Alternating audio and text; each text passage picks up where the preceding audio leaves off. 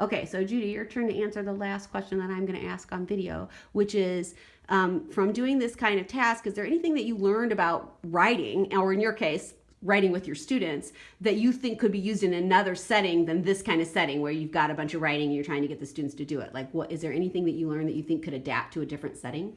Well, pushing myself to let go a little bit of having everything to be just right before I presented it to students was really beneficial to me. And so I was also teaching math at the time, and I used to have my units had to be all planned out, and I had to have my worksheets created and everything. And I started just saying, hey, we're gonna do this project.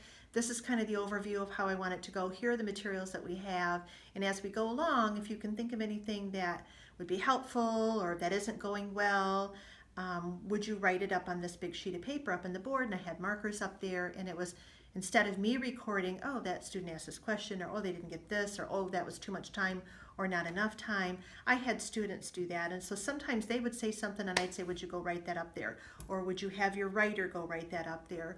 Or um, I have a thought right now that we need a little bit more time. Would you go put that up there for Right. this part two of this math thing that we're doing? Would you go right up there that 10 minutes wasn't enough? Right. So I really started it blew up in my mind about I need to be having kids writing in all different ways in all different classes for all different reasons. Yeah. And it's really cool because there's a cognitive element to that too, where instead of you sort of being in charge of answering all the questions and writing everything down, the fact that they're doing it is different cognitively. Like they're thinking about it differently if they see themselves as responsible for talking about what kind of questions they have or what they want to do next or what they do and don't like about the thing. I actually really like that. I think I could use that even in the classes I'm doing. It was a total flip of control. Yeah, I let them control about, hey, I like this part, I didn't like this part, it's too much time, it's too little time, we needed this material, Yeah, that's actually a really cool idea. It was refreshing and really took a lot of stress off of me to not